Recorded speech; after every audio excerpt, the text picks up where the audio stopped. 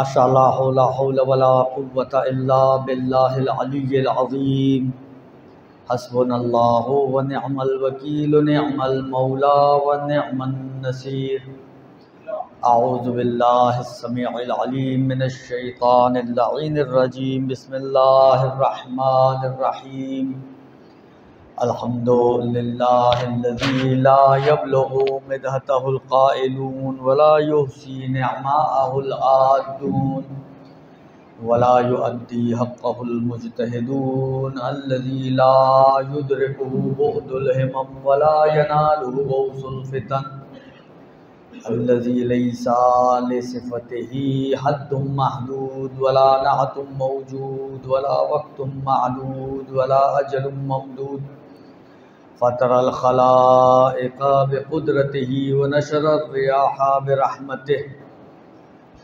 सुम्मस्सलातु वस्सलाम वत्तहिय्यतु वल इकराम अला अशरफिन नबिय्यिना व ख़ातमिल मुरसलीन सय्यदिना व नबिय्यिना व मौलाना अबिल क़ासिम मुहम्मद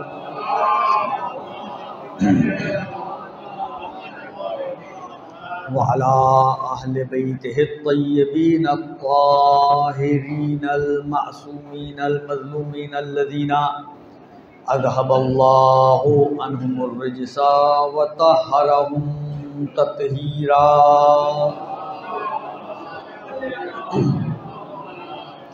ला सियमा अलल इमामिल मुंतज़र वल हुज्जतिस सानी अशर व लअनतुद दाइम अला अदाइहिम अजमईन मिनल आन इला क़ियाम यौमिद्दीन।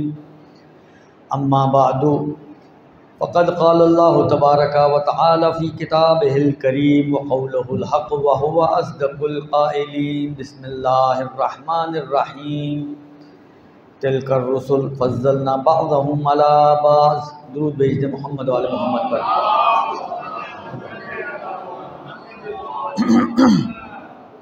बिस्मिल्लाहिर्रहमानिर्रहीम। अल्लाहुम्मा कुल्लि वलिय्यकल हुज्जत इब्नुल हसन सलवातुका अलैहि व अला आबाइहि फ़ी हाज़िहिस साअति व फ़ी कुल्लि साअह वलिय्यन व हाफ़िज़न व क़ाइदन व नासिरन व दलीलन व ऐना हत्ता तुस्किनहु अर्ज़क तौआ व तुमत्तिअहु फ़ीहा तवीला।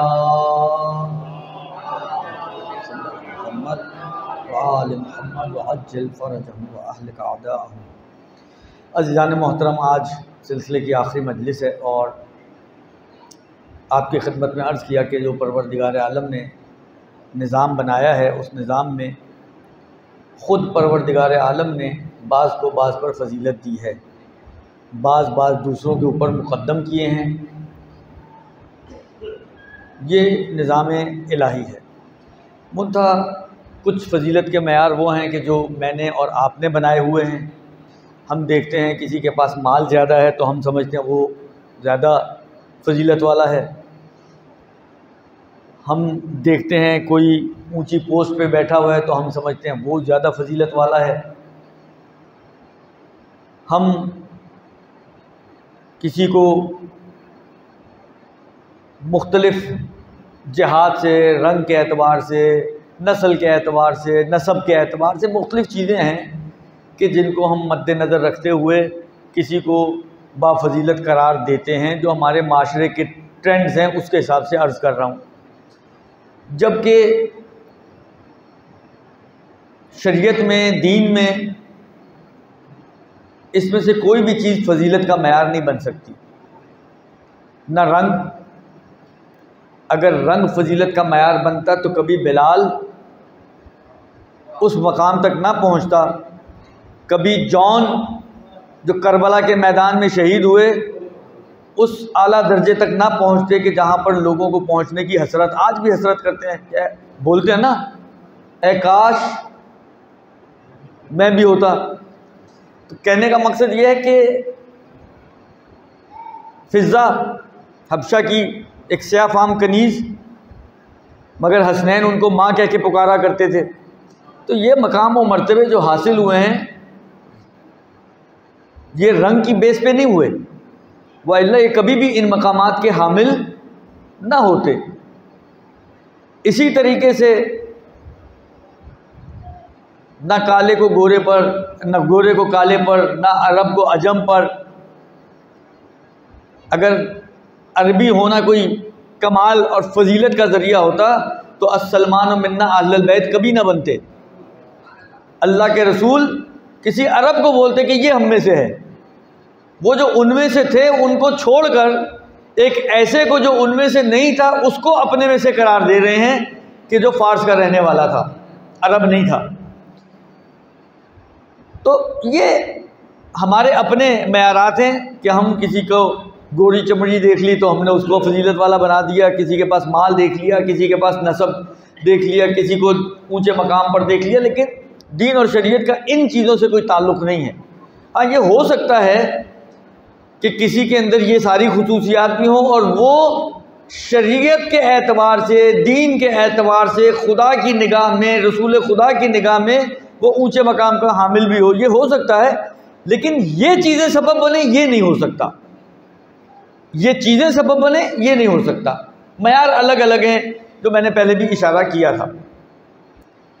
अब इस कायनात के इस निज़ाम के अंदर मैंने आपकी खिदमत में अर्ज़ किया, कल भी कुछ बातें पेश की, परसों भी कुछ बातें पेश की, कि जिस तरीके से परवरदिगार आलम बाज़ हस्तियों के लिए एहतमाम कर रहा है, वो बाज़ हस्तियों का एहतमाम बताता है कि ये बाज़ हस्तियाँ बहुत ही कमाल और फजीलत वाली हस्तियाँ हैं जो इस दुनिया में तशरीफ़ ला रही हैं। इसलिए कि उनकी पैदाइश, देखिए, एक मरतबा इंसान पैदा हुआ, पैदा होने के बाद उसने इल्म हासिल किया, इल्म हासिल करने के बाद उसने साहिब तक़वा बन गया, तो आयत ने कहा इन्ना अक्रमकुम इंदल्लाहि अतकाकुम, जो जितना ज़्यादा मुत्तकी वो खुदा की निगाह में उतना ज़्यादा परहेज़गार। तो इसने अपने कमाल को दुनिया में मुद्दत गुजारने के बाद हासिल किया है। पैदा होते ही बाकमाल नहीं था, बल्कि पैदा होते ही, तो अगर कुरान को आप उठा के देखें तो अक्सर लोगों के बारे में कुरान ने जो कहा है वो यही कहा है कि लोग जब पैदा होते हैं ला यालमूना शैआ होते हैं, लम यकुन शैअन मज़कूरा होते हैं, काबिल ज़िक्र भी नहीं होते। ला यालमूना शैअन होते हैं, जाहिल होते हैं। अगर मैं इसका आसान तर्जुमा करूँ इस आयत का, ला यालमूना शैआ यानी कुछ नहीं जानते। जो कुछ नहीं जानता वो क्या होता है? जाहिल। तो कुरान के एतबार से अगर आप देखें तो बच्चा जब पैदा होता है या जब बच्चा जब खिलकत में आता है तो एक नजिस कतरे से वजूद में आने वाला बच्चा जो काबिल ज़िक्र भी नहीं होता। इंसान बाज़ औक़ात ज़िक्र करते हुए या शर्माता है या घबराता है या झिझकता है, और जब दुनिया में आ जाता है तब भी उसका हाल ये होता है कि जहालत के आलम में इस दुनिया में वो कदम रखता है। फिर आहिस्ता आहिस्ता किसी मकाम तक पहुंचता है और फिर इंसान कहता है कि हाँ, ये फजीलत वाला इंसान है, इसके अंदर ये फजीलत मौजूद है। लेकिन अगर किसी बच्चे की पैदाइश पर ही परवरदिगार आलम ऐसे एहतमाम अंजाम दे कि लगे आपको कि कायनात का रंगो ढंग ही बदल रहा है, तो फिर इंसान नहीं कहेगा कि ये बच्चा वो बच्चा है कि जो ला यालमूना शैअन है, या ये वो बच्चा है कि लम यकुन शैअन मज़कूरा है, बल्कि उसके आने का एहतमाम बताएगा कि ये बच्चा आने वाला कोई ख़ास बच्चा है जो इस दुनिया में कदम रख रहा है। जो मैंने कल और परसों आपकी खिदमत में कुछ बातें अर्ज़ की। आज एक और का तज़किरा कर, मैंने अर्ज़ किया था कि मेरा इरादा तो ये था कि मैं इन 5 मजलिसों में एक एक करके पंचतन का तज़किरा करूँ, लेकिन वो जो हालात पेश आए आपके सामने ही है। बात जहाँ तक पहुँची है बस पहुँची है। एक बच्चे का तज़किरा मैं आज और करना चाहूँगा कि जिसका लिए ऐसा एहतमाम हुआ कि ना उससे पहले किसी और के लिए हुआ, ना उसके बाद किसी और के लिए होगा। यानी तक क़याम क़यामत वो वाहिद शख्स है कि जिसके लिए वो एहतमाम हुआ। अच्छा, इसके बारे में मुख्तलिफ अफराद ने रिवायतें नकल की हैं। पैगंबर के चचा अब्बास इब्न अब्दुल मुत्तलिब, उनकी रिवायत भी मौजूद है, और इमाम सादिक अलैहिस्सलाम की भी रिवायतें मौजूद हैं।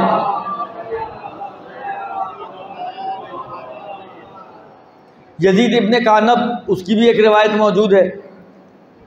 तो मुख्तलिफ लोगों ने, ये यजीद इब्न कानब वो शख्स है कि जिसको कहें जो ऐनी शाहिद होते हैं ना वाक़े के। जब कोई सानिया कोई वाक़या पेश आता है तो मीडिया पहुंच जाता है तो लोग ढूंढते हैं कि कौन है जिसने अपनी आंखों से इस वाक़े को देखा है। कोई भी वाक़या हो, चाहे अच्छा हो चाहे बुरा हो, हादसे की शक्ल में हो या किसी और शक्ल में हो, तो वो ढूंढते हैं कि कोई बंदा मिले कि जिसने खुद आंखों से ये वाक़या देखा हो, जिसको आप ऐनी शाहिद बोलते हैं। तो जनाब अब्बास इब्न अब्दुल मुत्तलिब और यजीद इब्न कानब ये दोनों ऐनी शाहिद हैं इस वाक़े के। छठे इमाम तो यकीनन ऐनी शाहिद नहीं हो सकते ना, छठे इमाम ने तो अभी 125 साल बाद पैदा होने हिजरत के, तो वो तो ऐनी शाहिद नहीं हो सकते। लेकिन ये तो वो अफराद हैं कि जो ऐनी शाहिद हैं, उस वक्त वहाँ पर मौजूद थे जब ये वाक़या पेश आया। इत्तफाक की बात है, दोनों ने जो नकल की है थोड़ा सा जुज़ियात में फ़र्क है, असले वाक़या दोनों ने एक ही तरीके से नकल किया है। कहते हैं कि जी हम कुछ बनी हाशिम और बनी उज़्ज़ा के साथ सहने काबा में मौजूद थे, वहाँ बैठे हुए थे।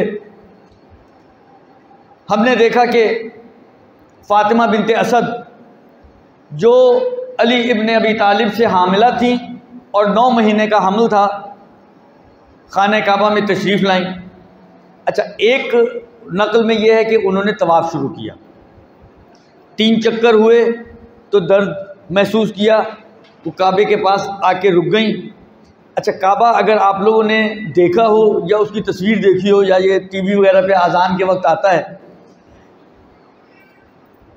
जिस साइड पर मकाम इब्राहीम है उसी के पीछे अगर आप देखेंगे तो वो वाली दीवार है काबे की कि जिसके अंदर दरवाज़ा लगा हुआ है, गोल्डन रंग का गेट, काबे का गोल्डन दरवाज़ा। और उसके बिल्कुल साथ वाला जो कॉर्नर है उसमें हजर अस्वद नस्ब हुआ हुआ है। यानी हजर, मतलब ये फ़र्ज़ करें कॉर्नर है ना, यहाँ पर हजर अस्वद है, साथ ही दरवाज़ा है खाना काबा का और यहाँ पे मकाम इब्राहीम है। ये उसकी थोड़ी सी सिचुएशन है। इस दरवाज़े की बिल्कुल एक दीवार ये हो गई जिस पे दरवाज़ा है, एक इसके बिल्कुल पीछे दीवार है। अच्छा, जिन्होंने देखा है उन्होंने देखा होगा कि उसकी बैक पर इसी दरवाजे के पैरेलल बिल्कुल ऑपोजिट उधर भी एक और दरवाजे का निशान नज़र आता है, लेकिन अब वहाँ पे दरवाज़ा नहीं है। अच्छा, पीछे वाली दीवार वो दीवार है कि उस जो निशान है दरवाजे का, उससे अगला हिस्सा जो है ये वो वाला कॉर्नर है कि जो शक हुआ था अमीरुल मोमिनीन की पैदाइश के मौके पर, रुकन यमानी कहलाता है। ये कॉर्नर रुकन यमानी कहलाता है, ये वाला अगला कॉर्नर रुकन हजर अस्वद कहलाता है। रुकन यमानी, रुकन हजर अस्वद, इन दोनों अरकान पर निस्बतन रश होता है। हजर अस्वद पे ज़्यादा रश होता है, लेकिन दोनों जगह पे रश होता है। उधर अब दरवाज़ा नहीं है, उस वक्त भी दरवाज़ा नहीं था पैगंबर के ज़माने में। पहले किसी ज़माने में वहाँ पर एक दरवाज़ा हुआ करता था। इन्होंने देखा कि फ़ातिमा बिनते असद उसी साइड पर आके खड़ी हुई हैं और खुदा से दुआ कर रही हैं। अब गौर कीजिएगा, लोग कहते हैं जी अमीरुल मोमिनीन के माँ और बाप दोनों ही काफिर थे। अमीरुल मोमिनीन के वालिदैन काफिर थे, ये कहने वाले कहते हैं। थोड़ी सी अगर अकल रखते हों, थोड़ी सी तारीख़ पढ़ लें। अच्छा, ये जो वाक़या मैं नकल कर रहा हूँ ऐसा नहीं कि सिर्फ शिया किताबों में मौजूद है, सुन्नी किताबों में मौजूद है। और सुन्नियों के बड़े बड़े उलमा ने अमीरुल मोमिनीन को उस मुनफरिद शख्स माना है कि जो काबे में पैदा हुए हैं। कुछ जिसको कहें कि इक्का दुक्का बीच में उन्होंने कुछ चूँचा की है थोड़ी, लेकिन मशहूर करीब बे इजमा शिया उलमा हो या सुन्नी उलमा, वो इस बात के कायल हैं कि ये वाक़या 13 रजब को खाना काबा में पेश आया, रात का वक्त था और इस तरह से जनाब फ़ातिमा बिनते असद वहाँ पहुँची। अब वहाँ खड़े होकर कह रही हैं, जुमले सुने आप। आया किसी काफिर के मुंह से ये जुमले निकल सकते हैं? कहती हैं, परवरदिगारा मैं तुझ पर भी ईमान रखती हूँ और जो कुछ तूने नाजिल किया है किताबों और अंबिया को, उन पर भी ईमान रखती हूँ और अपने जद इब्राहीम के ऊपर भी ईमान रखती हूँ। अब कौन सा काफिर है जो खुदा पर भी ईमान रखता हो? खुदा की भेजी हुई किताबों पर भी ईमान रखता हो, खुदा के भेजे हुए अंबिया पर भी ईमान रखता हो, अपने जद इब्राहीम के दीन पर भी पाबंद हो और उन पर भी ईमान रखता हो और उनकी तस्दीक करता हो। अगर इसको काफिर बोलते हैं तो फिर तो हम सभी काफिर हुए। भाई आप और हम में से कौन है जो हज़रत इब्राहीम को नहीं मानता? जो नहीं मानता वो हाथ उठाए। कोई भी नहीं, सब मानते हैं। आप और हम में से कौन है जो आसमानी किताबों का मुनकिर हो? कोई भी नहीं। आप और हम में से कौन है कि जो उन नबियों का मुनकिर हो जिसको अल्लाह ने भेजा है? कोई भी नहीं। तो अगर ये कुफ्र है तो फिर तो हम और आप सारी काफिर यहाँ बैठे हुए हैं। खैर वैसे तो हमें बोलते यही हैं ये लोग, लेकिन वो किसी और वजह से बोलते हैं। वो बोलने की वजह कुछ और है, ये वजह नहीं है। वल्ला अगर ये वजह होती तो और ही बात थी। खुलासा कलाम ये कि उन्होंने ये दुआ की। अच्छा ना, थोड़ा थोड़ा जो इख्तलाफ है नकल के अंदर, तो एक में यह है कि इनको कहा गया कि आप अपना तवाफ़ मुकम्मल करें, तो 7वें तवाफ़ में यानी 7वें चक्कर में इनको दोबारा दर्द ज़े उठा। फिर ये वापस वहाँ आई, आके उन्होंने जुमले कहे, दीवार काबा शक हो गई। अब आप सोचें, रात का वक्त है, एक खातून, जितनी भी टार्जन और बहादुर खातून हो, है तो औरत ही, और वो अरबों का इलाका कि जिसमें डाकू भी होते थे, लुटेरे भी होते थे, कराची जैसा माहौल था। तो निकलते हुए तो खौफ आता है, मर्दों को खौफ आता है निकलते हुए, तो वो तो फिर औरत थी।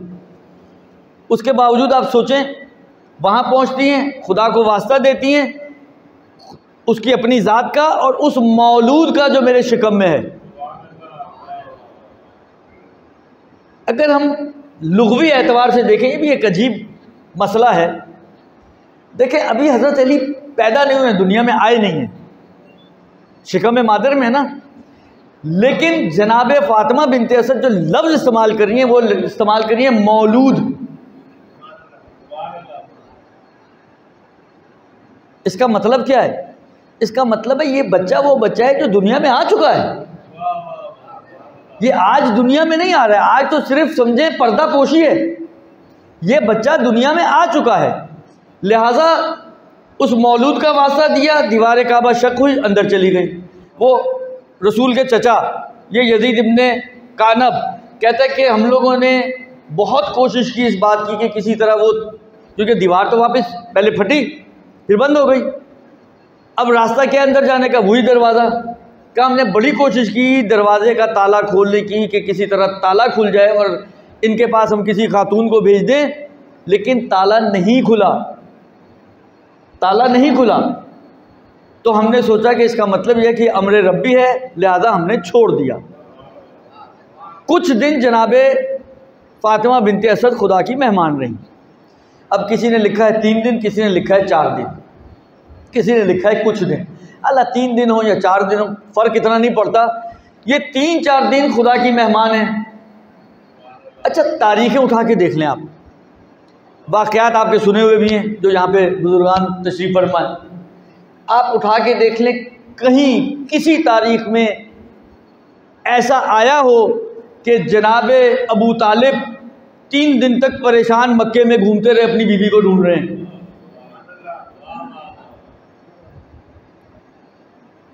कहीं नहीं मिलेगा आपको, तारीखों में ये कहीं नहीं मिलेगा कि जनाब अबू तालिब ने कोई रिपोर्ट दर्ज कराई हो, जी मेरी बेगम गायब हो गई है, 3 दिन से लापता है। उधर की जो भी बिलाखिर निज़ाम था, कबीलाई निज़ाम तो था ना एक, तो जो भी आपका निज़ाम है उसको तलाश किया जाए, कुछ नहीं। वो बड़े इत्मीनान और सुकून से उन्होंने वो 3-4 दिन गुजारे, क्योंकि तारीखों ने उनकी कोई बेचैनी, कोई इज़्तिराब, कोई परेशानी कुछ नकल नहीं किया है। अगर होता तो ज़रूर नकल करते, अगर होता तो ज़रूर नकल करते, लेकिन कुछ नकल नहीं किया। 3 दिन के बाद जनाबे फ़ातिमा बिनते असद बाहर तशरीफ़ ला रही हैं, मगर कहाँ से आ रही हैं? उस दरवाज़े से नहीं आ रही हैं। जो दरवाज़ा बनाया गया था, जो दीवार फटी थी, वो दीवार वापस वहीं से फटी, और वहीं से फटने के बाद उसी रास्ते से, जिस रास्ते से जनाबे फ़ातिमा बिनते असद गई थी, वापस तशरीफ़ लाई, और उनके हाथों में अली इब्ने अबी तालिब हैं। अब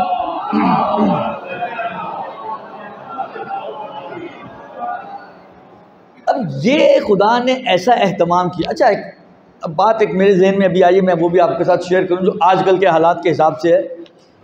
देखें, मक्के में बड़ी कोशिशें की गई हैं कि वो निशान किसी तरह से मिटा दिया जाए, उसको तोड़ के बनाया गया, उसको मिलाकर उसके अंदर कीलें ठोकी गई, पता नहीं क्या क्या कुछ किया गया कि किसी तरीके से निशान मिट जाए। वल्लाहु मुतिम्मु नूरिही वलौ करहल मुशरिकून, खुदा अपने नूर को मुकम्मल करके रहता है चाहे काफिरों को कितना ही नागवार क्यों ना गुजरे।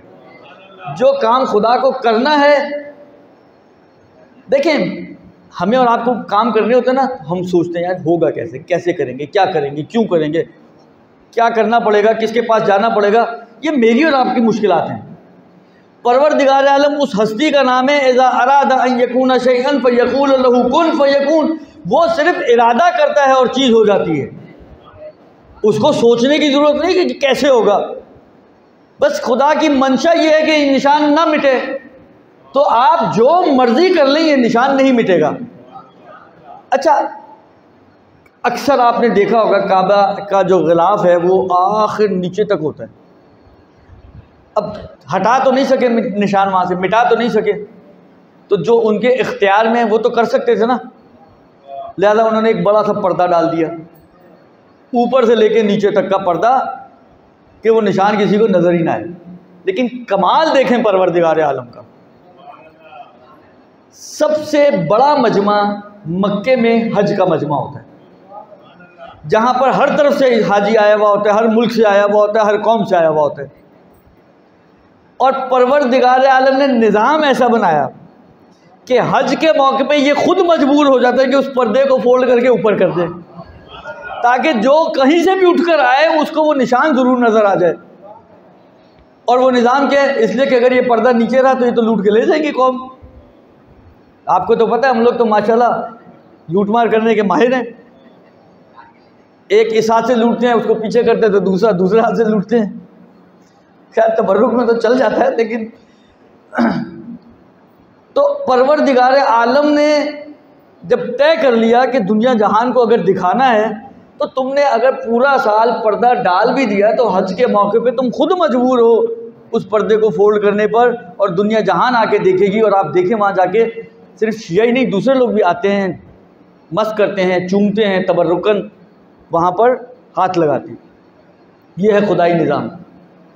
अब ये बच्चा इसने कदम रखा इस दुनिया में, जैसे कि नक़ल हुआ और आप लोगों ने भी सुना है कि रसूल खुदा तशरीफ़ लाए, रसूल खुदा के हाथ में बच्चा आया। रसूल खुदा ने इस बच्चे से कहा कि अच्छा, कुछ विलादत के दौरान की भी कुछ बातें जनाब फ़ातिमा बिन्त असद ने नक़ल की कि मसलन जब ये आया, इसने ज़मीन पर पेशानी रखी, खुदा की वहदानियत का इकरार किया, रसूल की रसालत का इकरार किया। उसके बाद जो है एक हातिफ़ गैबी की आवाज़ आई कि ये बच्चा, इसका नाम अली रखो, इसलिए कि मैं अलीउल आला, इसको अपने नाम से इसका नाम निकाल रहा हूँ। तो खुदा के नाम में आला से अली निकाला और अली अली बन गया।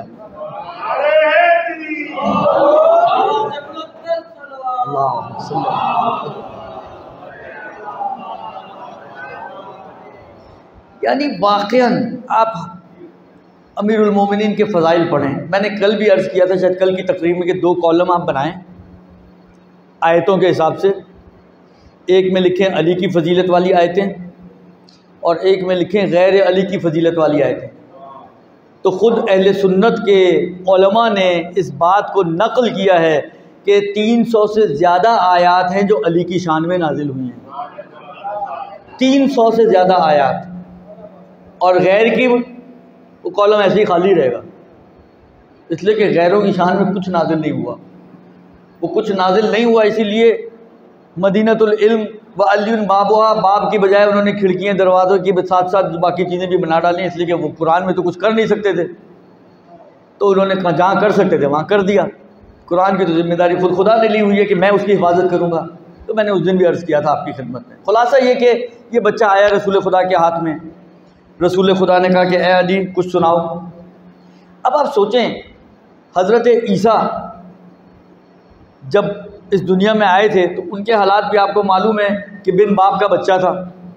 तो जनाब मरियम परेशान थी कि बिन बाप का बच्चा है, जब मैं इसको कौम और कबीले के दरमियान लेके जाऊंगी तो वो सवाल करेंगे इसका बाप कौन है, क्या कहूँगी, कैसे कहूँगी, किस किस को समझाऊंगी, आसान तो नहीं है ना। और वही हुआ, जैसे ही वो पहुंची तो जो जुमला उन्होंने कहा, कुरान ने कोट किया कि ना तेरा बाप ऐसा था ना तेरी माँ ऐसी थी, लम तकुन बगियन, वो बगावत करने वाली खातून नहीं थी तुम्हारी माँ, ये बच्चा कहाँ से आ गया। तो परवरदिगार आलम की तरफ से हुक्म आया कि झूले की तरफ इशारा करो जिसमें वो बच्चा है। तो जनाब मरियम भी बिलाखिर परेशान तो हुई होंगी ना, ये झूले वाला बच्चा ये क्या कहेगा। लेकिन वही वाली बात है, वो तो थी जनाब मरियम, खुदा ने कहा, उन्होंने कर दिया इशारा, बच्चे ने तकल्लुम किया झूले से और अपनी माँ की बेगुनाही का भी सबूत दिया और अपनी नबूवत का भी इकरार किया और लोगों को बयान किया कि मैं खुदा का नबी हूँ। अब अल्लाह के रसूल हैं जो अक्ल कुल, अव्वल मा खलक़ल्लाहु अक्ली, पैगंबर की हदीस है कि पहली चीज़ जिसको खुदा ने खल किया वो मेरी अक्ल है। अव्वल मा खलक़ल्लाहु नूरी, पहली चीज़ जिसको खुदा ने खल किया वो मेरा नूर है। इसका मतलब ये कि नूर इलाही, नूर मोहम्मद और अक्ल मोहम्मद एक ही चीज़ हैं जो पहली मरतबा खुदा ने इब्तिदा में खल किया। तो वो जो अक्ल कुल हो वो एक, अब देखें अतराफ़ में तो दूसरे लोग भी हैं ना, वो तो अभी तक ऐलान नबूवत भी नहीं हुआ, अभी तो अली पैदा हुए हैं, अभी ऐलान नबूवत नहीं हुआ, अभी रसूल ने अपनी रिसालत की बात नहीं की। तो जब कर ली तो उस वक्त वो नहीं माने, तो अभी तो कुछ कहा ही नहीं है तो कैसे कुछ मानेंगे। तो अब आप सोचें कि अल्लाह के रसूल इस बच्चे से कह रहे हैं कि कुछ सुनाओ, आगे से था भी अली, कहा कि या रसूल अल्लाह क्या सुनेंगे, तौरात सुनेंगे, ज़बूर सुनेंगे, इंजील सुनेंगे या कुरान सुनेंगे। अब देखिए तौरात वो किताब है जो पहले नाजिल हो चुकी थी, ज़बूर वो किताब थी जो पहले नाजिल हो चुकी थी, इंजील वो किताब थी जो पहले नाजिल हो चुकी थी, कुरान वो किताब है कि जो अभी तक नाजिल नहीं हुई। लेकिन अली ने कुरान के बारे में भी पूछा कि ये बताएं क्या सुनेंगे, तौरात सुनेंगे, ज़बूर सुनेंगे, इंजील सुनेंगे या कुरान सुनेंगे। और अल्लाह के रसूल ने भी शायद दुनिया को ये बताने के लिए कि अगर इसने कुरान कहा है तो ऐसा नहीं है कि ऐसे ही बोल दिया हो, बल्कि इसको कुरान का इल्म है, आलिम कुरान है तभी बोल रहा है।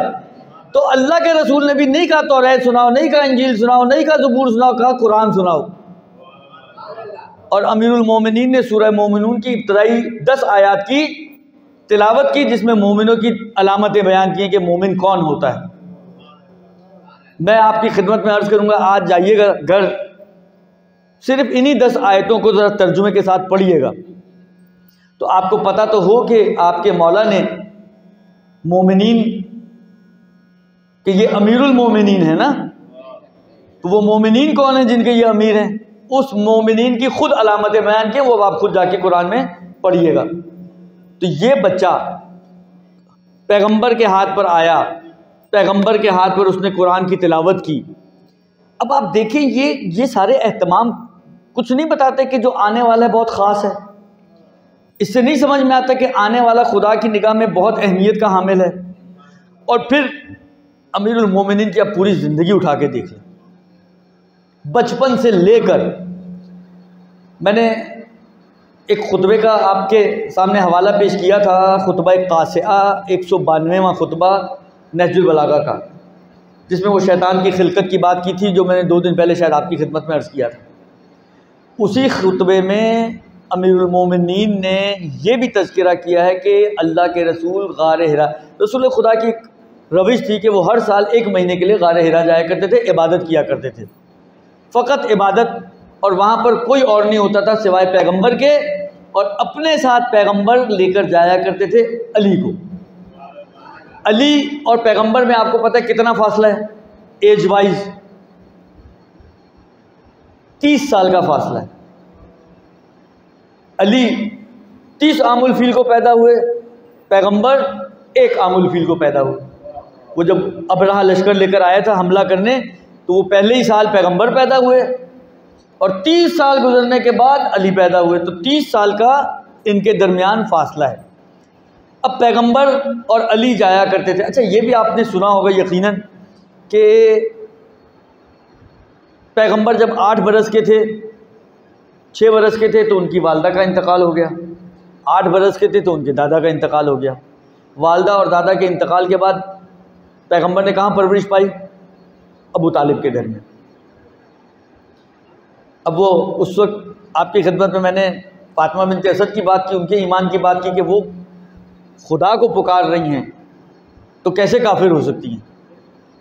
अब अबू तालिब का तज़किरा है तो एक छोटी सी बात यहाँ पे भी करता चलूँ। आप लोगों ने यकीनन ये किस्सा सुना है कि जनाब अबू तालिब हज़रत खदीजा का माल लेकर शाम के सफ़र पर गए और उस सफ़र में जनाब ख़त्मी मर्तबत साथ थे।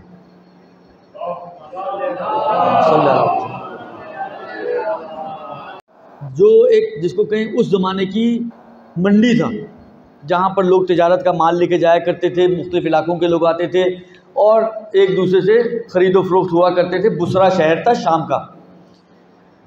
ये समझे उसके करीब पहुँचने से पहले ये एक जगह इन्होंने पड़ाव डाला, वहाँ पर एक राहिब रहा करता था जिसका नाम था बुहेरा। अच्छा, बुहेरा, बहीरा, मुख्तलिफ़ तरह से उसको प्रोनाउंस किया गया। हालांकि जो हमारे यहाँ मशहूर है बुहेरा, बुहेरा राहिब। राहिब कहते हैं उस ईसाई पादरी को कि जो उनका जिसको कहें सबसे बड़ा आयतुल्लाह होता है ईसाइयों का, दुरुस्त, उसको कहते हैं राहिब। आम तौर पे राहिब हज़रात जो है वो दुनिया से दूर होते हैं और कुछ वजूहात की बिना पर ये अलग थलग एक इसने अपना एक गिरजा बनाया हुआ था और उसमें ये रहा करता था, निकलता भी नहीं था। और ये काफ़िले अक्सर जाया करते थे, कभी ये किसी काफ़िले के लिए नहीं निकला। लेकिन उस दिन उसने क्या देखा? उसने देखा कि काफ़िले ने आके पड़ाव डाला है और उस काफ़िले के ऊपर बादल साया कर रहे हैं। इस बादलों के साए ने उसके जिसको कहते हैं कान खड़े कर दिए। उसकी घंटियाँ बजी, उतर के नीचे आया, उनके पास गया और उनको खाने पर दावत दी उसने। अब बोल कर आ गया, इंतज़ाम किया। अब वो आए जब खाने के लिए तो एक एक का बगौर जिसको कहें सर से पैर तक जायज़ा ले रहे हैं। एक एक बंदे का जो आ रहा है अंदर घुस रहा है, जायज़ा ले रहा है, जायज़ा ले रहा है, जायज़ा ले रहा है, जिसको कहें अपने स्कैनर से उनको स्कैन कर रहा है। लेकिन जो ढूंढ रहा था वो नहीं मिला।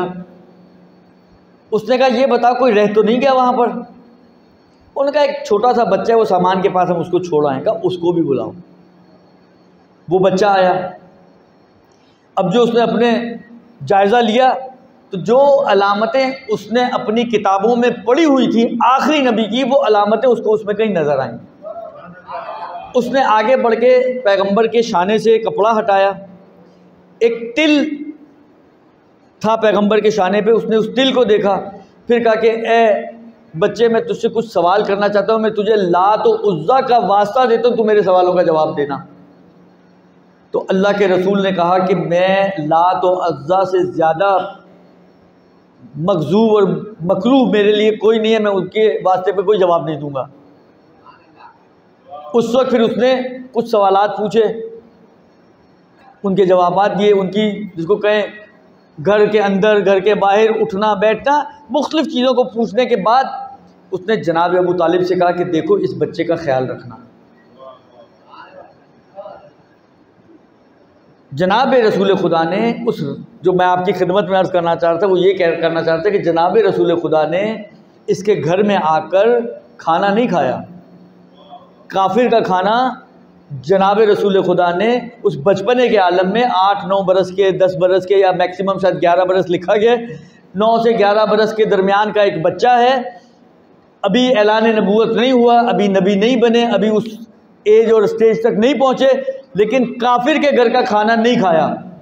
तो जो इंसान एक वक्त का खाना काफिर के घर का ना खाए, वो पूरी ज़िंदगी अपनी किसी ऐसे इंसान के घर में गुजार दे जिसको आप कहते हैं वो काफिर था।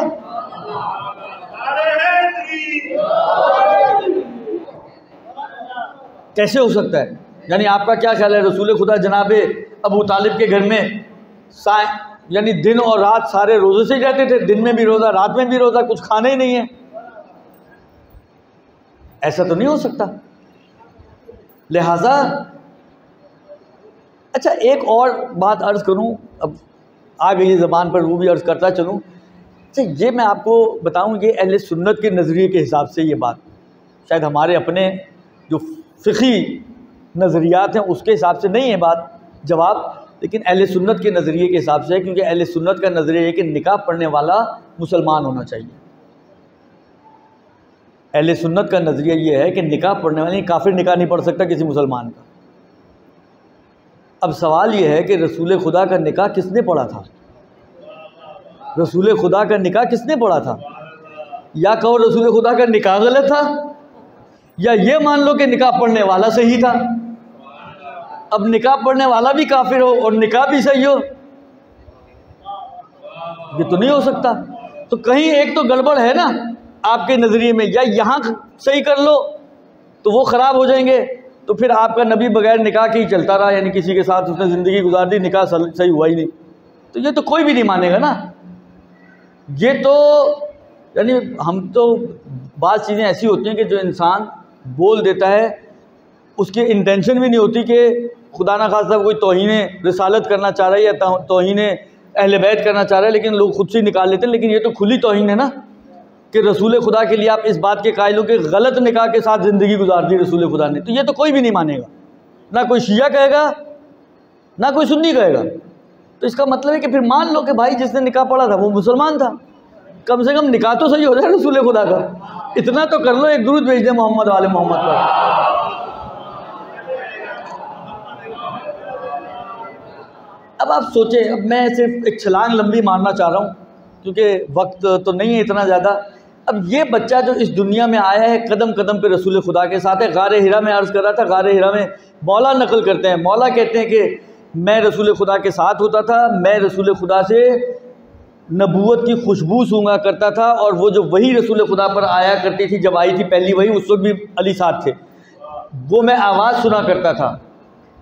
और रसूल खुदा कहते हैं कि ए अली, जो मैं सुनता हूँ वो तुम सुनते हो, जो मैं देखता हूँ वो तुम देखते हो।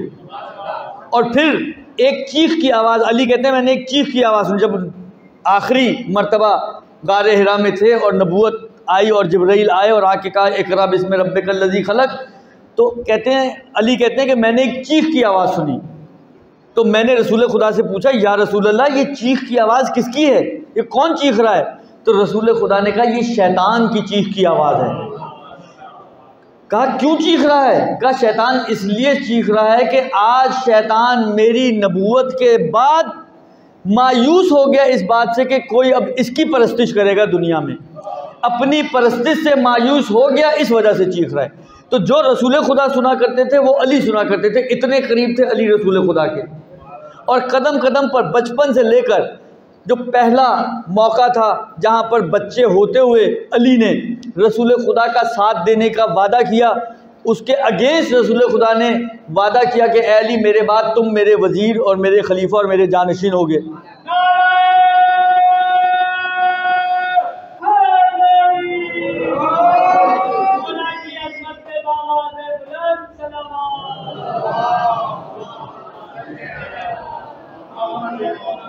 अब रसूल खुदा उस खुदा के नुमाइंदे हैं कि जिसके बारे में खुद कुरान ने कहा कि ला तुखलिफुल मिआद, खुदा वादे की मुखालिफत नहीं करता, खुल्फ वाद नहीं करता। खुदा कभी वादे को ख़राब नहीं करता, जो वादा करता है उस पर अमल करता है, उसी खुदा के ये नुमाइंदे हैं। अब मैं सवाल करता हूँ आप लोगों से कि ये उस खुदा का नुमाइंदा होते हुए आज वादा कर रहा है यौम इंजार अंजिर अशीरत कल अकरबीन, जुल अशीरा दावत जुल अशीरा, उसमें वादा कर रहा है कि ए अली कल मेरे बाद तुम मेरे जानशीन व खलीफा होंगे। अब सवाल मेरा यह है कि अल्लाह के रसूल ने वादा तो किया, वफा कब किया? खंदक के मौके पर, खैबर के मौके पर, ओहद में, बदर में, ग़ज़वा तबूक में, कहाँ कहाँ वादा पूरा किया? भाई वादा कब पूरा होगा? जब अल्लाह के रसूल, जिसको कहें बाकायदा तौर पर अली को अपने जानशीन के तौर पे नॉमिनेट करेंगे, बाकायदा नॉमिनेशन।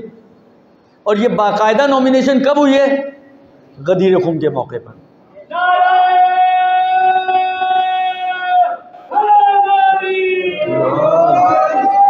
यानी गदीर खुम वो मौका था जो रसूल खुदा के वादा पूरे करने का मौका था, कि जो वादा रसूल खुदा ने अपने इब्तदाई नबूवत में अली से किया था वो अपनी नबूवत के इंतहा में उस वादे को पूरा कर रहे हैं और दुनिया को दिखा दिया कि मन कुन तो मौला हो फहाजा अली मौला, जिसका मैं मौला उसका ये अली मौला है।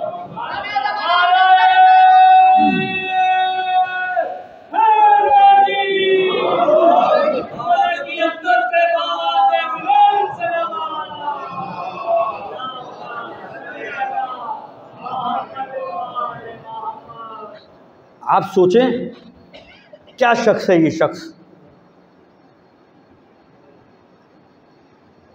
एक फ़ारसी शायर है, उसका एक पूरा कसीदा है, ए अली हुमाए रहमत तुझे आयते खुदारा। यानी वाक़न उस कसीदे को आप देखें, यानी अली अक्लों में आने वाली हस्ती का नाम नहीं है। तो जब अली अक्लों में ना आ सके तो अली का खुदा अक्लों में कैसे आ सकता है। यानी अली को इंसान सोचे, वाक़ई मैं ये बिल्कुल मुबालगा नहीं कर रहा हूँ, बिल्कुल हक़ बात कर रहा हूँ आपको। आप जाएँ तारीखें उठा के देखें, अली की ज़िंदगी को पढ़ें, अली के वाक़यात पढ़ें। यानी एक ईसाई शख्स जब एक किताब लिखना चाहता है और एक ऐसे इंसान के ऊपर किताब लिखना चाहता है जो कायनात का अफजल तरीन इंसान हो, तो उस ईसाई को हज़रत ईसा नज़र नहीं आए, उस ईसाई को अली इब्न अबी तालिब नज़र आ रहे हैं।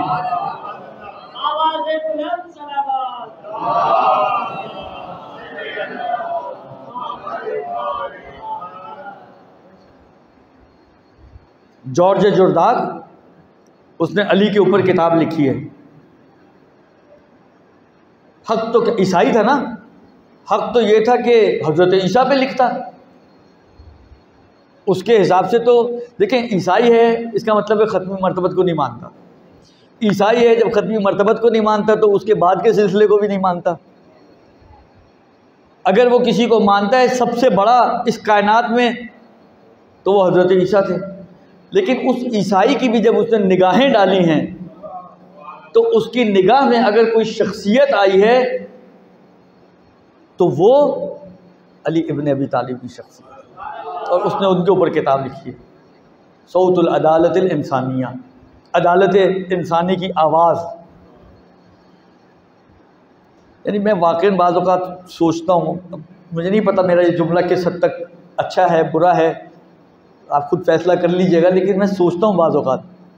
देखें, एक क्लास थोड़ी देर के लिए तसव्वुर करें, एक क्लासरूम है, बच्चे जिसमें पढ़ते हैं 8वीं क्लास के 9वीं क्लास के।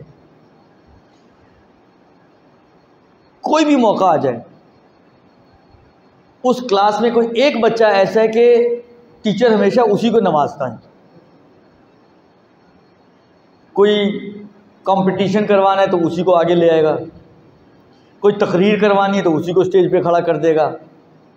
कोई भी मौका आए, कोई भी नवाजने की बारी आती है, वो एक ही बच्चे को नवाजे। और ऑब्वियसली वो अगर उसको नवाज रहा है तो कोई कुंभा परवरी नहीं कर रहा जैसे तारीखों में हुई है, वो नवाज रहा है उसकी एबिलिटी की वजह से।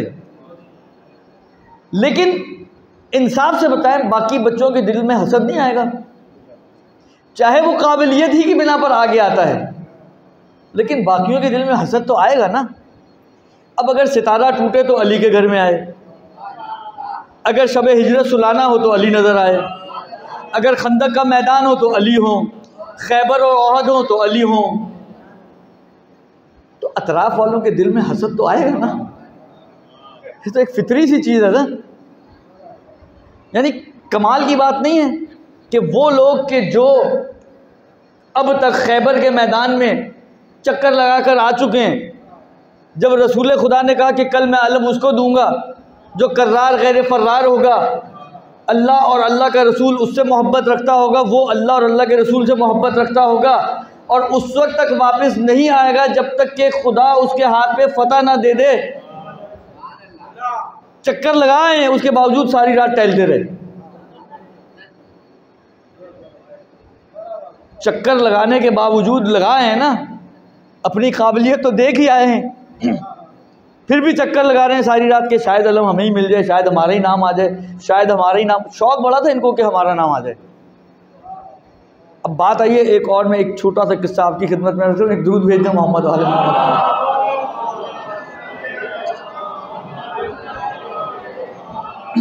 मसला ये होता है कि फ़ज़ाइल मौला चीज़ ऐसी है कि जब सुनने वाले ज़ौक़ वाले हों तो खुद ब खुद फिर कुछ ना कुछ याद आ जाता है। पैगंबर की एक आदत थी कि पैगंबर के पास कभी भी कोई परेशान हाल, मुसीबत ज़दा, फाक़े ज़दा कोई भी पैगंबर के पास आता था, या रसूलुल्लाह मेरी ये परेशानी है, मेरे हक़ में दुआ कर दें।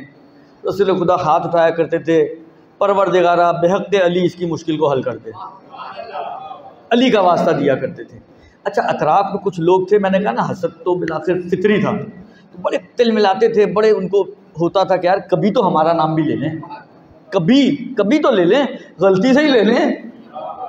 वो ये नहीं समझते थे कि रसूल खुदा से गलती नहीं होती, लेकिन सोचते थे कि यार कभी। एक दिन अली खुद बीमार हो गए।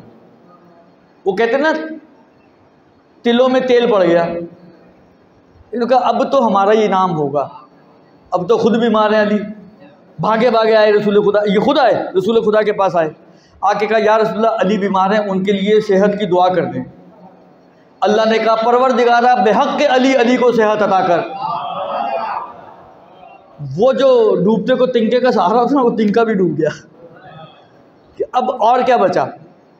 तो कहने का मकसद ये है कि वो अब रात में टहल रहे हैं कि शायद हमारा नाम आ जाए अल्लाह के रसूल की ज़बान पर, और हमें ही बोल दें कि जाओ। सुबह हुई, अल्लाह के रसूल ने पूछा भाई अली कहाँ है? कहा अली की आशूब चश्म है, अली को उनकी आंखों में दर्द है। अब अच्छा ये कहाँ थे? मदीने में थे, पीछे खैमे में थे। हालांकि मुझे मदीने वाला मैंने कहीं पढ़ा नहीं है कि अली मदीने में थे, सुना है बात जाकिरों से। अब जाकिरों की कहानियाँ तो आपको भी अंदाज़ा है, लेकिन बहरहाल मैंने सुना है उनसे, लेकिन पढ़ा कहीं नहीं है कि अली मदीने में थे।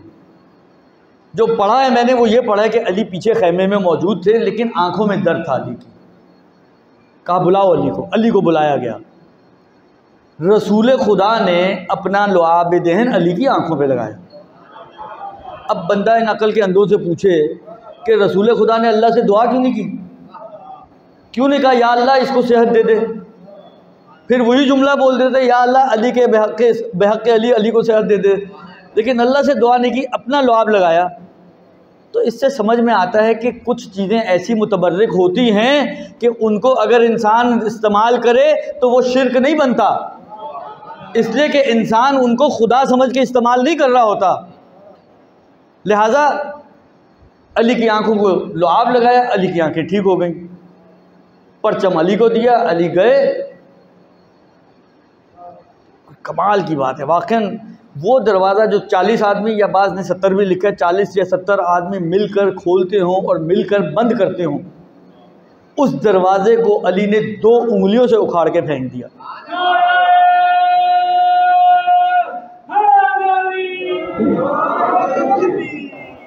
और अगर आप उठा के रिवायतें पढ़ें तो अली का जुमला ये है कि यानी लिखा गया है कि अली की उंगलियां उस दरवाजे को टच नहीं हुई थी, टच नहीं हुई थी, इशारा था सिर्फ अली की उंगलियों का, अली की उंगलियों का इशारा था। उस इशारे से खैबर का किला उखाड़ दिया। तो अब आप खुद सोचें, खंदक में अली, खैबर में अली, बदर में अली, ओहद में अली, हुनैन में अली, बिस्तर पे अली, मैदान में अली, घर में अली, तो हर जगह अगर अली अली होगा। अच्छा, रसूल खुदा अगर बुलाते होंगे अली को तो क्या बुलाते होंगे? आवाज़ देखें, अरबों में आवाज़ देने का एक तरीका होता था ना, आवाज़ देते होंगे। किस तरह आवाज़ देते होंगे? अरबों का जो तरीका वो ये है, वो पुकारते होंगे या अली।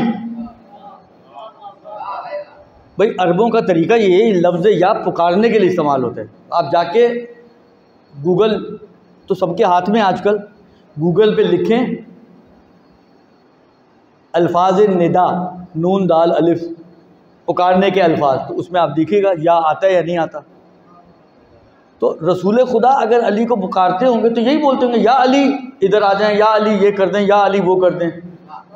तो उस वक्त ये जाली शिर्क नहीं था, आज ये जाली शिर्क हो गया। रसूल खुदा करें तो सही, हम करें तो मुशरिक। तो हम तो सुन्नत नबवी पे अमल कर रहे हैं। ये तो सुन्नत नबवी है कि अली को पुकारना है तो या अली कह के पुकारना है, तो हम भी सुन्नत नबवी पे अमल करते हुए या अली कह के पुकारते हैं। तो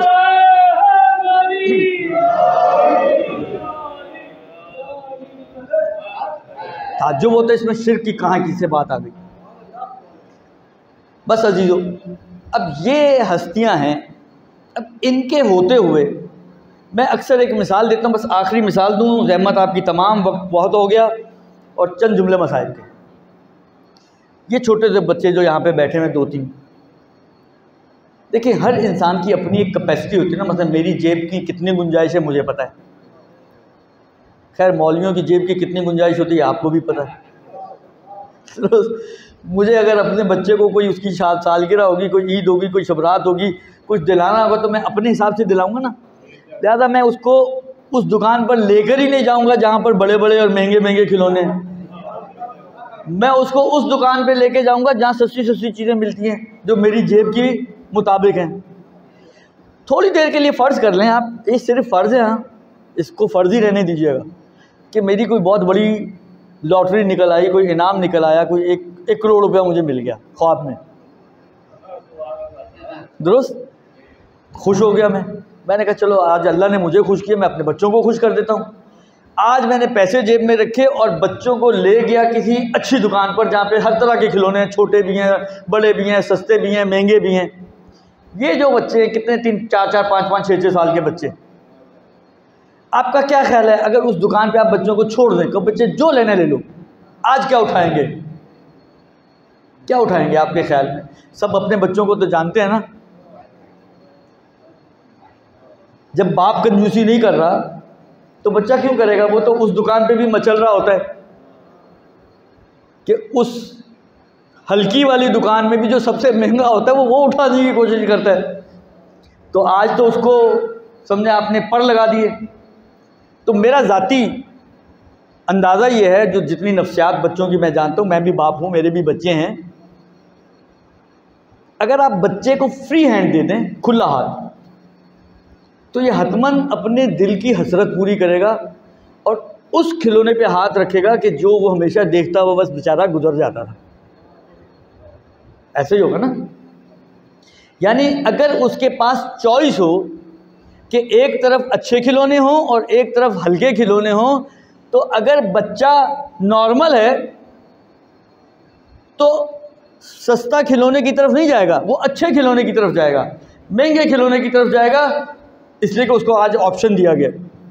तो अब मुझे ताज्जुब होता है मुसलमानों की अकल पर, अली के होते हुए वो शख्स के जो कमालात की चोटी पर हो, जिसके पैदा होने से लेकर पैदा हो रहा है काबे के अंदर, शहादत मिल रही है मस्जिद के अंदर, और इन दो फजीलतों के दरमियान पूरी ज़िंदगी फ़ज़ाइल से पुर हो, इतने फ़ज़ाइल हों जिस शख्स के पैगंबर ये कहते हुए नज़र आते हैं कि अगर पूरी दुनिया के दरख्त कलम बन जाएं और पूरी दुनिया के जिन्न और इंस मिलकर लिखने वाले बन जाएं और समंदर स्याही बन जाएं, तो ए अली तेरे फ़ज़ाइल लिखे नहीं जा सकते।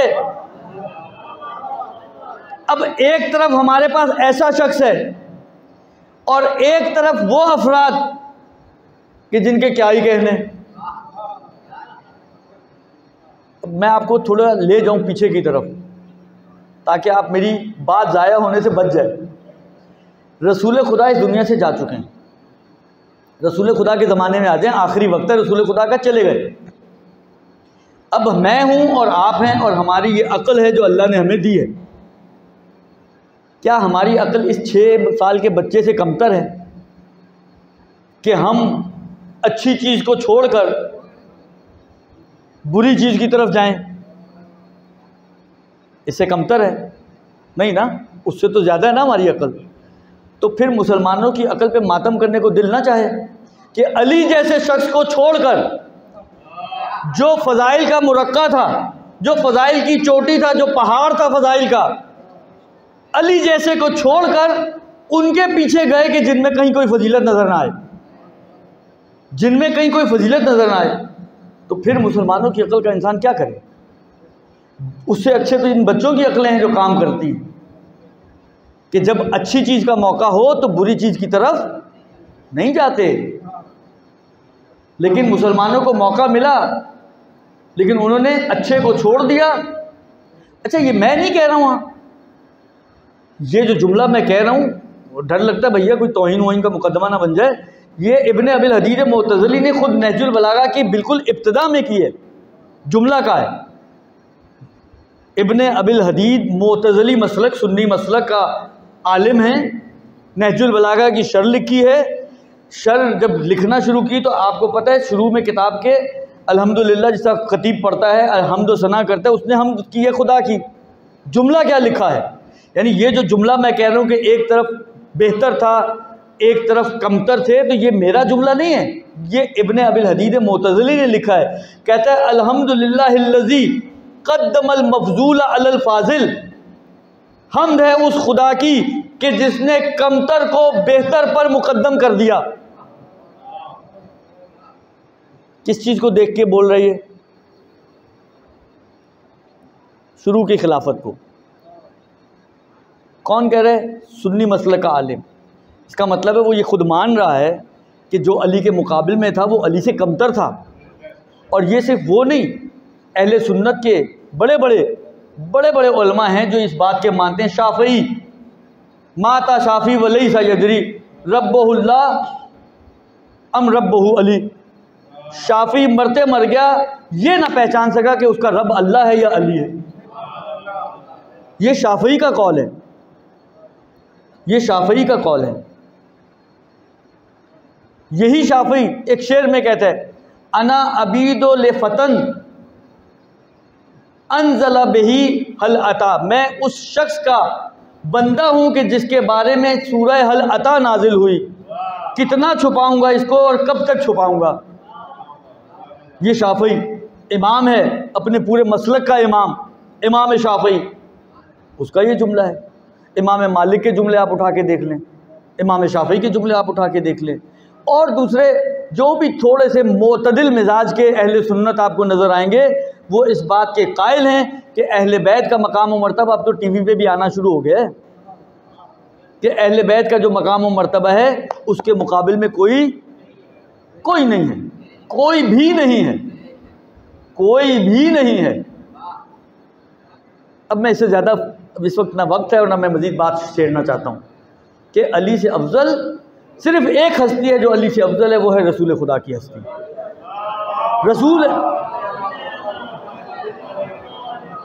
रसूल खुदा से हटकर कायनात में कोई दूसरी हस्ती नहीं है जो अली से अफजल हो, कोई दूसरा इंसान नहीं है। तो जब इतना अफजल इंसान अगर किसी को मैसर हो जाए तो उसको छोड़ के हम क्यों किसी और के पीछे जाएं? हमें जाने की ज़रूरत ही नहीं है। उनके पास जाएं, उसने पूछना तो अली से ही है, तो हम खुद ही अली से पूछ लें। भाई हमें घूम के जाने की क्या ज़रूरत है? भाई जब लुकमा सीधा मुंह में जाता हो तो घुमा के मुंह में डालने की क्या ज़रूरत है? उनसे पूछेंगे, वो पूछेंगे या अली लौला अली, तो जब उन्होंने भी उन्हीं से पूछा तो हम खुद ही उन्हीं से पूछ लेते हैं। हमारे इतने ताल्लुकात ख़राब नहीं है अली से और औलाद अली से कि हम उनसे पूछ ना सकें। हमारे ताल्लुकात आपसे ज़्यादा अच्छे हैं अली और औलाद अली से, क्योंकि हम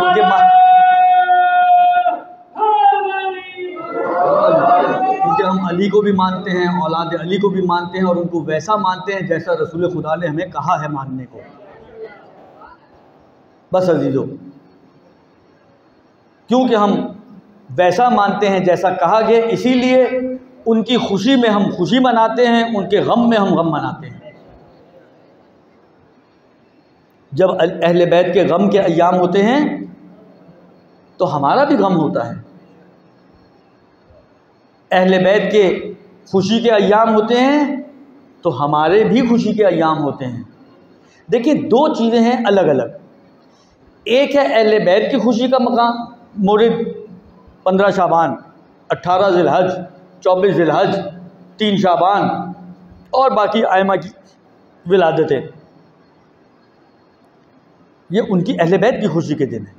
एक होता है हमारे अपनी घर की खुशी है, मेरे बच्चे की शादी है, मैं अपने बच्चे की खुशी के मौके पर अहले बैत का गम कर लूँ, मसाइब पढ़वा दूँ।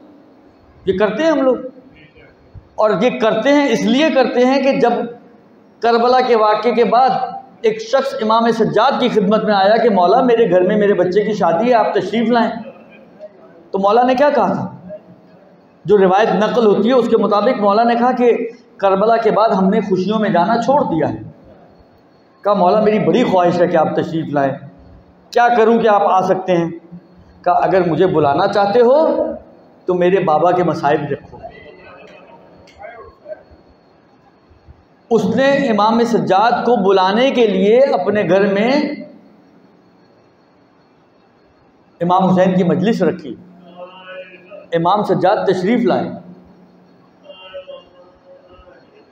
तो हम भी चूँकि चाहते हैं कि हमारी खुशी के मौके पे अहले बैत तशरीफ़ लाएं, इसलिए आपने देखा होगा कि बाद औक़ात शादी के मौके पे मसाइब पढ़ाते हैं, ताकि ये मसाइब पढ़े जाएंगे तो अहले बैत तशरीफ़ लाएंगे। बस एक इल्तिजा है आप लोगों से, अगर दिल से चाहते हैं कि अहले बैत आएँ तो कम से कम अपनी खुशियों को, अपनी शादियों को ऐसा ज़रूर बनाएं कि अहले बैत आ सके, ऐसा ज़रूर बताएं। क्योंकि जहाँ पर नाच गाना, बेपर्दगी, गुनाह के काम हो रहे हों, वहाँ पर अहले बैत नहीं आएंगे। अब वो आपके हाथ में, आपके इख्तियार में बुलाना है तो मसाइब भी रखें और महफिल को बेहतर भी करें। नहीं बुलाना चाहते हैं वो फिर आपकी मर्ज़ी है। बस अजीज़ों, आज मैं चंद जुमले मसाइब के पढ़ना चाहता हूँ जनाब ज़ैनब कुबरा के, क्योंकि एक रिवायत के मुताबिक उनकी शहादत के अय्याम हैं, 25 सफ़र जनाब ज़ैनब की शहादत, एक रिवायत के मुताबिक। बस चंद जुमले पढ़ूँगा, ज़हमत तमाम। ज़ैनब कुबरा वाक़अन सब्र का पहाड़ था। यानी आप एक औरत को अगर औरत होने के नाते से महसूस करें, एक जनाजा आए उसके घर में, 2 जनाजे आए उसके घर में, 3 जनाजे आए उसके घर में, वो औरत खुद ढह जाती है। मगर आप सोचें ज़ैनब कुबरा, क्या जिगर था इस खातून का। 72 लाशें सामने मौजूद हैं और इन 72 में अब्बास जैसा भाई भी है, हुसैन जैसा भाई भी है, जिससे जुदाई ज़ैनब को बर्दाश्त नहीं थी। अपनी औलाद भी है, औन मोहम्मद, अकबर भी हैं, कासिम भी हैं और दूसरे बनी हाशिम के अफराद भी हैं और असहाब भी हैं। शाम गरीबा का मौका है, सामने ये लाशें पड़े हैं, सर तन से जुदा हो चुके हैं, नोके नेज़ा पे सर बुलंद हैं। अब सोचे तो सही, इस खातून का जिगर कितना होगा। उसके बावजूद जब इस खातून ने ये देखा कि कोई आने वाला सवार आगे बढ़ रहा है, तो आगे बढ़ के आवाज़ देती है कि ऐ आने वाले वहीं रुक जा। मगर आने वाला आगे बढ़ रहा है। दोबारा आवाज़ दी कि तू क्या समझता है, अब्बास अगर मारे गए तो क्या हो गया, मैं अली की बेटी हूँ। लेकिन आने वाला अभी भी आगे बढ़ रहा है। बस अरबाब एक मरतबा ज़ैनब कुबरा ने आगे बढ़ के घोड़े की लगाम थामी, कहा कि तू अगर कुछ लूटना चाहता है तो सुबह की रोशनी में आना, कुछ नहीं बचा हुआ, लेकिन फिर भी तू आके देख लेना।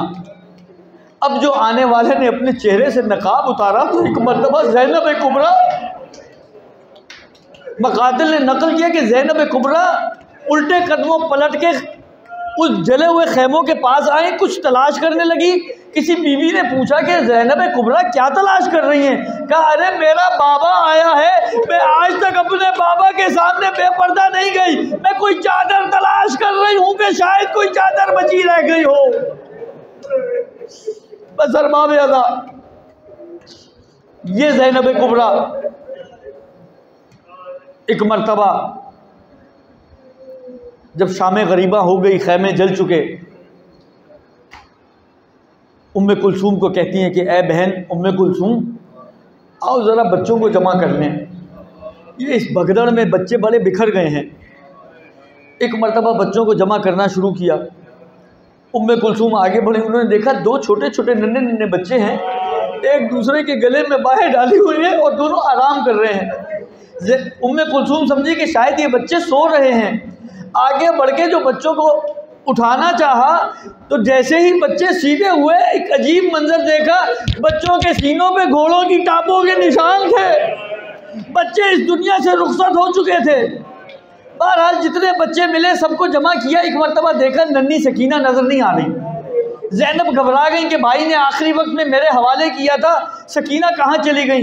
कहा ए उम्मे कुलसूम, एक काम करो, तुम तराई की तरफ जाओ, कहीं बच्ची अपने चचा को ढूंढती ढूंढती नहर की तरफ ना चली गई हो। मैं मख्तल की तरफ जाती हूँ, देखती हूँ कि कहीं मख्तल की तरफ ना चली गई हो। बस अरबाब अदा एक मरतबा उम्मे कुलसूम तराई की तरफ चली, ज़ैनब मख्तल की तरफ चली। मख्तल के करीब पहुंची। एक मरतबा अजीब मंजर देखा कि एक बेसर का लाशा है।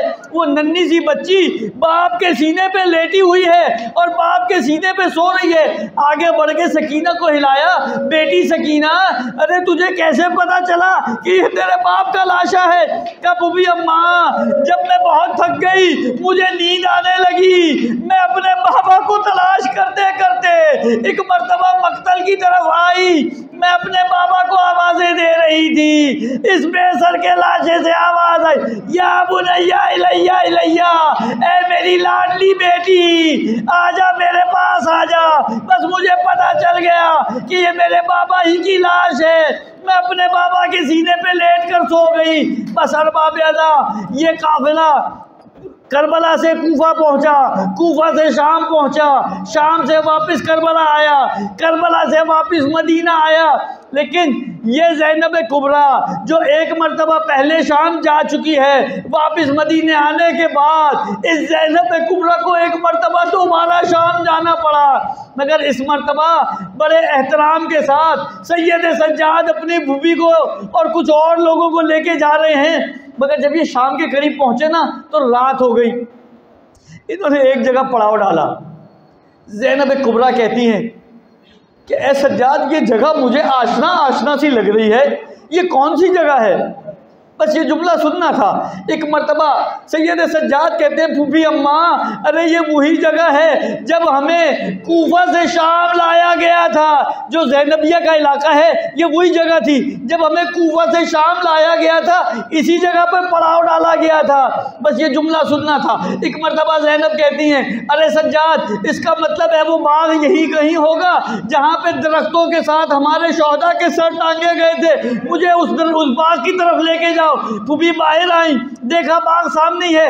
अब जब बाग देखा होगा, यकीनन ज़ैनब को याद आया होगा, अरे इस दरख्त के साथ तो मेरे कासिम का सर टांगा गया था, अरे इस दरख्त के साथ मेरे अकबर का सर टांगा गया था। इस दरख्त के साथ अब्बास का सर पूरे करबला के सफ़र में, करबला से कूफा, कूफे से शाम नो के नेज़ा पे बुलंद ना हो सका, मगर मेरे अब्बास का सर इस जगह पे टांगा गया था। एक बड़ा दरख्त दरमियान में था। कहा हाय, ये तो वो दरख्त है जिसपे मेरे माजाए का सर बांधा गया था और मेरे माजाए का सर लटकाया गया था। बस उसके पास से एक नहर गुजर रही थी। ज़ैनब कुबरा कश खाकर उस नहर में गिर गई। नहर का पानी बंद हो गया। जो वहाँ पर खेतों में काम कर रहे थे, एक शामी आगे बढ़ा, उसने देखा एक स्यापोश बीबी है जो नहर में है। एक रिवायत के मुताबिक नकल कर रहा हूँ, उसके हाथ में एक बेलचा था। उसने बेलचा ज़ैनब के सर पे मारा, अरबाब अदा खून का फव्वारा निकला। जब ज़ैनब को काफ़ी देर हो गई, सज्जाद तलाश करने निकले। अब जो पहुँचे तो एक मरतबा देखा ज़ैनब कुबरा सर से खून बह रहा है, इस दुनिया से रुखसत हो चुकी हैं। सज्जाद की किस्मत कितनी अजीब है। देखिए, हुसैन ने भी लाशें उठाए हैं, करबला के मैदान में हुसैन ने भी लाशें उठाए हैं, मगर हुसैन ने जितने भी लाशें उठाए हैं मर्दों के लाशें उठाए हैं। मगर हाय सैयद सज्जाद की किस्मत, सैयद सज्जाद ने पहले जो लाशा उठाया तो अपनी बहन नन्ही सकीना का, उसके बाद जो दूसरा लाशा उठाया मदीने में अपनी माँ और बाप का, अब तीसरा लाशा उठा रहे हैं। एक मर्तबा लाशे को उठाया ज़ैनब कुबरा के, कब्र तैयार की गई, कब्र के करीब लाए। मेरा दिल कहता है 2 हाथ आए होंगे, फातिमा ज़हरा ने आवाज़ दी होगी, ए बेटा सज्जाद, मेरी बेटी ज़ैनब को मेरे हवाले कर दे। एक मर्तबा सज्जाद ने ज़ैनब को फातिमा के हवाले किया।